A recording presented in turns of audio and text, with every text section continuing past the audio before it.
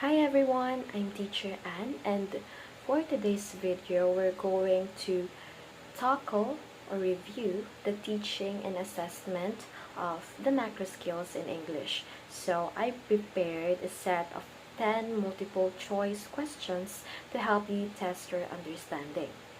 So you may pause this video to answer each questions. So are you ready? Okay, let's get started. So for the first question, which of the following strategies help students focus on the main ideas while reading a passage? A. Skimming. B. Scanning. C. Reading aloud. So you may pause this video to answer.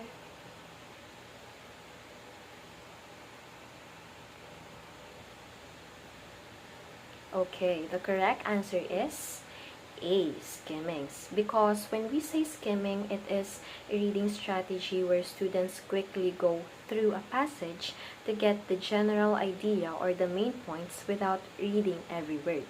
While the two incorrect answers are letter B, scanning. So scanning is wrong because scanning is used when you look for a specific information or keywords in a text rather than understanding the overall meaning. While letter C, which is reading aloud, is also incorrect because it involves speaking the text out loud while reading. So this strategy focuses more on improving pronunciation, fluency, and listening skills. So it is not the best strategy for quickly identifying the main ideas while reading. Okay, now let's move on to number 2. Which of the following is an example of a cognitive academic language proficiency skill or CALP rather? A. Greeting someone. B. Writing a science report. C. Telling a joke. You may now pause this video to answer. Okay, the correct answer is letter B. Since CALP means using academic language, the best answer is B because writing a science report uses school language and words that we don't usually use in everyday talk. So A and C is wrong because when we greet someone, we use a basic social language skill used in everyday conversation and not a academic language. Same as for telling a joke, wherein it uses informal and social language and it involves humor and not academic thinking or formal language. Let's move on to question number 3. Which of the following is an example of a receptive language skill? A. Writing an essay. B. Listening to a podcast. Or C. Giving a presentation. You may now pause this video to answer. Okay, the correct answer is letter B, listening to a podcast. Why? Because when we say receptive language skills, these are about receiving and understanding language. So when you listen to a podcast, you are not talking or writing. You are just hearing and understanding information, which makes it a receptive skill. So the other options are incorrect, which are letter A, writing an essay. So writing an essay is a productive skill because you are producing language by thinking and writing your own ideas. And letter C is also incorrect, which is giving a presentation because this is also a productive skill wherein you are speaking to others. You're using your own words and thoughts to communicate. Now let's move on to question number 4. So which competence deals with the ability to understand and produce coherent and cohesive texts? A. Grammatical competence. B. Discourse competence. C. Social-linguistic competence. Okay, you may now pause this video to answer. The answer is letter B, discourse competence. Why? because when we say discourse competence, it refers to the ability to connect sentences and ideas in a logical, coherent, and cohesive manner to produce meaningful spoken or written text. While letter A and C is incorrect because grammatical competence focuses on the rules of language, such as syntax, morphology, and phonology, while social linguistic competence is about using language appropriately in different social and cultural contexts. Okay, let's jump to question number 5.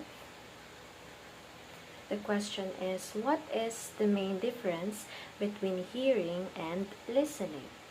A. Hearing is passive. Listening is active. B. Hearing requires concentration.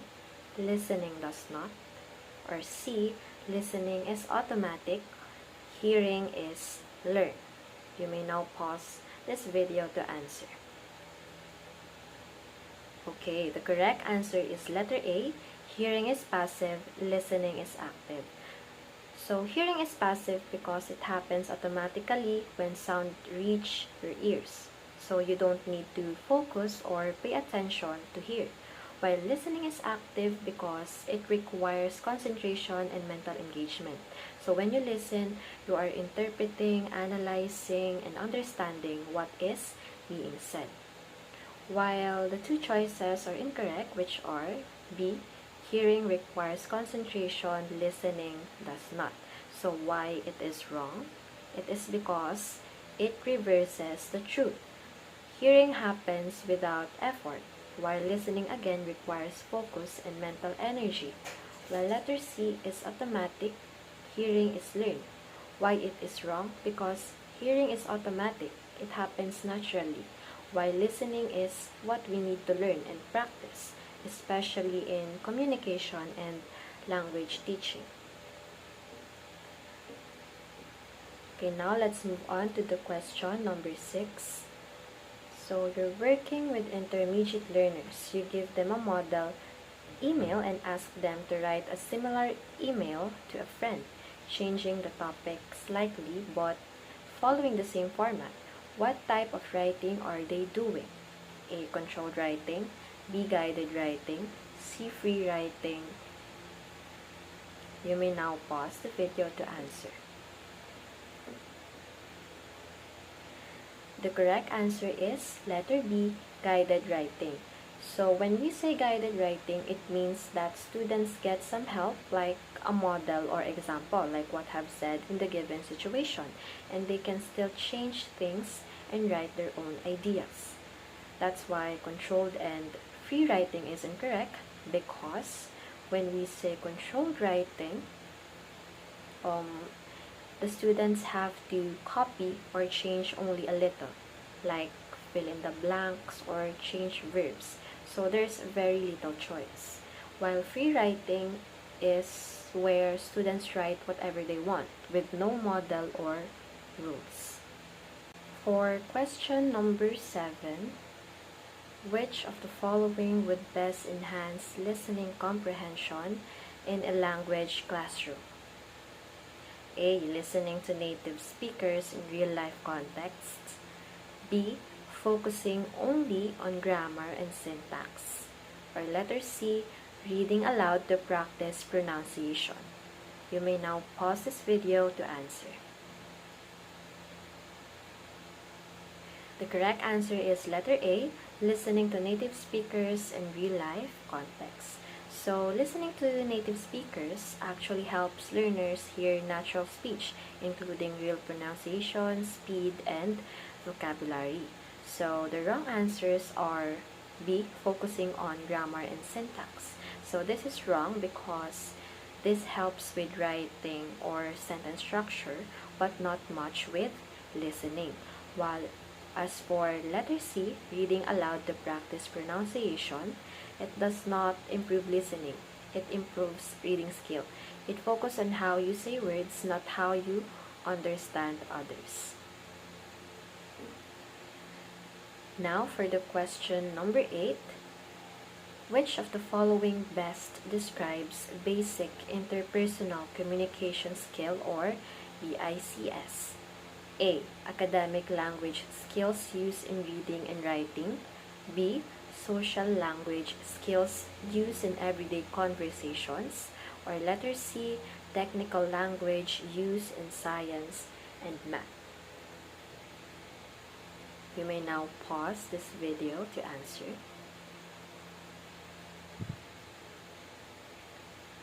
Okay, the correct answer is letter B, social language skills used in everyday conversation.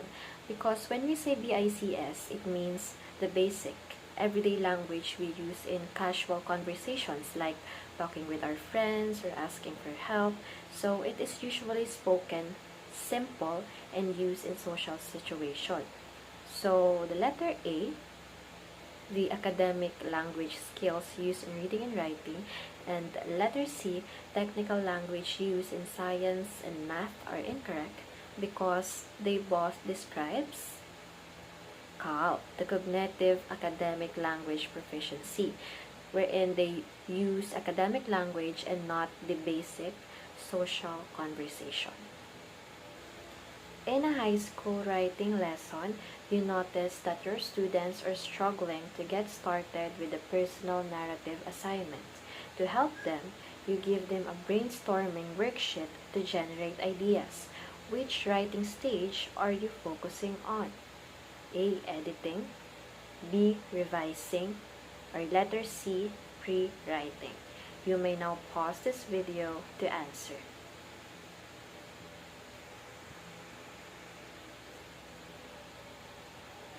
Okay, the correct answer is letter C, pre-writing. Because when we say pre-writing, it is the stage where students plan and gather ideas before they start writing.